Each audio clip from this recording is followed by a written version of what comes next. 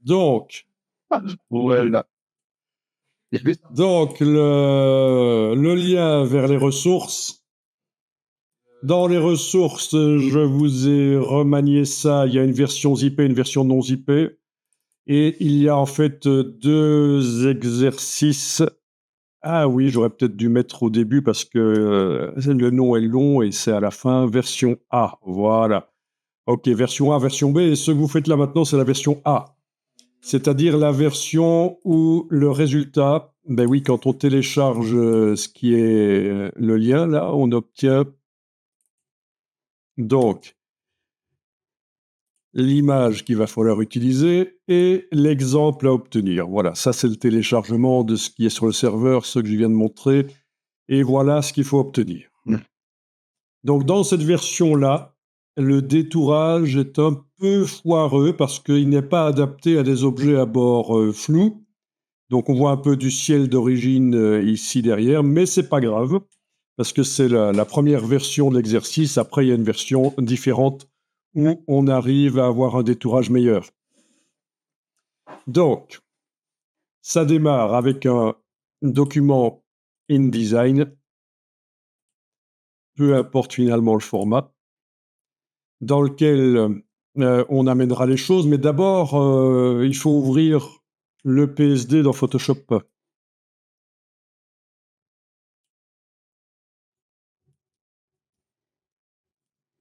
Ah, il y a un petit problème d'affichage ici avec la TV, je sais pas pourquoi. Quand j'enlève une palette, vous voyez, il maigrit tout d'un coup. Ah oui. C'est dingue, hein? Quoi? Si j'enlève les palettes de l'affichage, j'ai pas. Ah non, sur la TV, non, ça ne se voit pas. C'est sur mon écran que ça se voit. Je croyais avoir inventé. Non, et ça bouge simplement, en fait, ça bouge.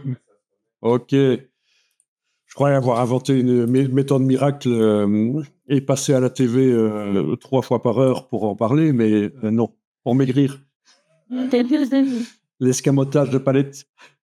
Ben non. Donc, palette des calques, il y a un calque, en fait, un calque génératif, oui, parce que c'est une image générative. Hein. Si on va dans le panneau propriété, c'est pour ça aussi que c'est lourd, en fait, le fichier. Si on va dans fenêtre propriété, on voit toutes les différentes versions générées avant d'arriver à la bonne. Voilà. Vous n'avez pas vu ça? Ah bah, Mais c'est pas important parce que c'est celle-là qu'il faut utiliser. Celle-là fonctionnerait aussi. Ces 4 dernières fonctionneraient bien. Euh, En fait, elles fonctionneraient quasiment toutes, en fait. Hein. Ça fonctionnerait quasiment sur toutes. En fait, si on fait juste disparaître le décor du dessus, comme on a vu sur l'exemple, en fait. Hein. Ouais. Faire dépasser la tête en dehors du décor d'origine. Bon, bah déjà, on va essayer d'obtenir ça dans Photoshop. c'est- Donc, palette des couches. Palette des couches, il n'y a que les couches constitutives de l'image. Voilà. Et les quantités de lumière rouge, vert, bleu. Marrant ça, hein. On voit vraiment que dans le ciel bleu, il n'y a aucune lumière rouge ou presque. Et par contre, il y a du bleu et du vert, parce que c'est du bleu cyan qui est fait avec du bleu et du vert. Au niveau du ciel, je veux dire. Enfin, vous connaissez le fonctionnement de la palette des couches, hein, et qui sert notamment à stocker les sélections mémorisées. Ben justement, on va faire une sélection mémorisée. Donc, vous activez l'outil de sélection d'objets. Vous survolez The Ours, vous cliquez, ça fait une sélection en pointillé, vous faites sélection, mémoriser la sélection. Il y a d'autres manières de le faire, évidemment. Moi, je montre toujours une manière de faire, souvent la plus visuelle, mais pas toujours la plus rapide. Voilà, vous obtenez une couche alpha. On n'a même pas nommé la sélection qu'on mémorisait, donc elle s'est appelée d'office alpha 1. Voilà, et on peut désélectionner. Je change d'outil. Voilà, on a notre sélection de l'ours rapidement faite. On va pas s'amuser ici à améliorer la sélection comme on peut le faire dans Photoshop. Et alors, vous allez enregistrer. c'est fait.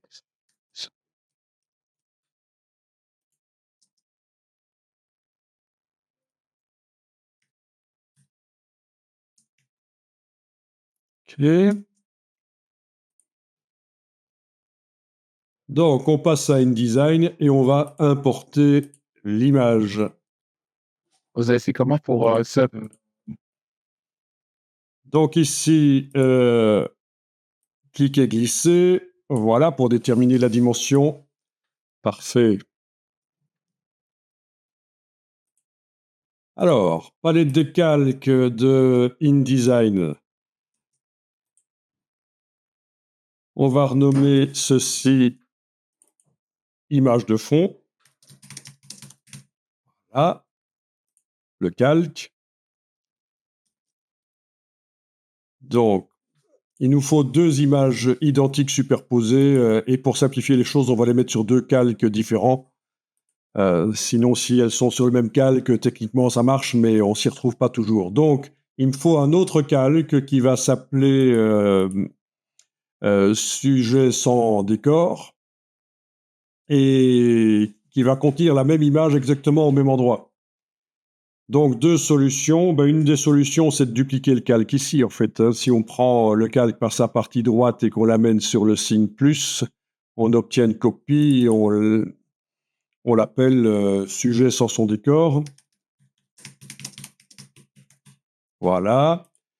Sinon, je vais jeter ça pour vous montrer qu'il y a bien sûr l'autre solution qui consiste à créer un calque vide en cliquant sur le signe plus. Voilà. Sujet sans son décor.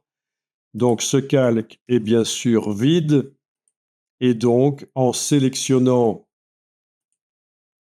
le bloc qui contient l'image et qui est sur le calque image de fond, et en enfonçant la touche Option, la touche Alt, je déplace le petit carré là vers sujet sans son décor et ça fait une copie. Donc j'ai la même image dans les deux calques superposés. D'une manière ou d'une autre, il faut arriver à ça. La même image au même endroit dans deux calques différents.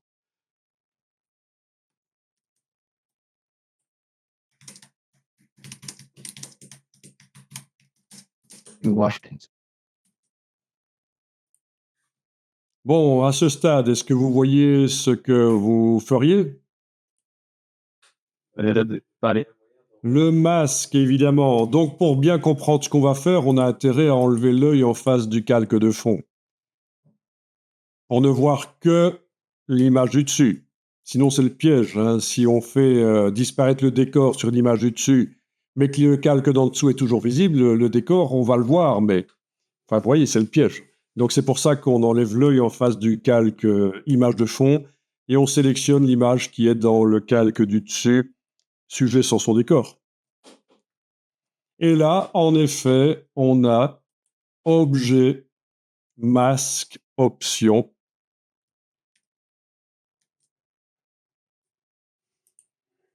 Et alors, il peut faire la détection de contour, mais dans ce cas-ci, ça ne marchera pas parce qu'en fait, ouais, vous voyez ce que ça fait, hein, détection automatique de contour, ça foire.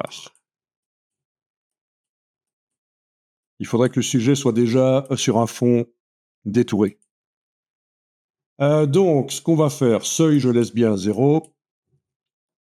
Ce qu'on va faire, c'est alpha, couche alpha. Quelle couche alpha? La couche alpha.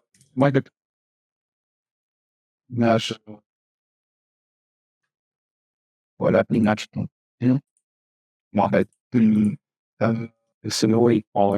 Voilà, faut mettre un peu de seuil. Voilà, oui, oui. Un peu de seuil. Voilà. Donc, objet, masque, option. En effet, dans ce cas-ci, le seuil doit être fait parce que ça ne tient pas vraiment compte des pixels qui sont dans la couche alpha. Avec la subtilité sur les bords, donc ça nous fait du vectoriel. Mais bon, on va dire que c'est bon dans un premier temps.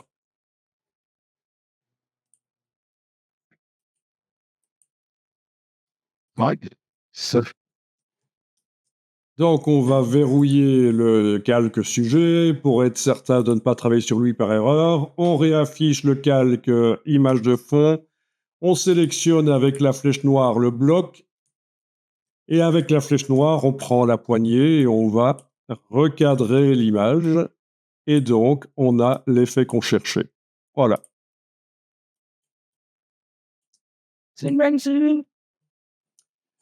Oui, donc l'erreur que pas mal d'entre vous ont faite, c'est de double-cliquer sur le bloc de l'image de fond et voilà, ça foire complètement. Édition annulée. Cliquez à côté avec la flèche noire, cliquez sur le bloc une fois, cliquez, pas double-cliquer, et c'est bien le bloc qu'on manipule pour recadrer le bloc en fait. Hein. Oui, on dit recadrer l'image, mais en réalité c'est le bloc, c'est pas l'image à l'intérieur qu'on recadre, hein. C'est le bloc. Et donc l'image, on voit toujours bien ses limites. Non, c'est l'autre bloc, excusez-moi. Si on double-clique, on voit bien les limites de l'image, mais en réalité, on a recadré. Voilà.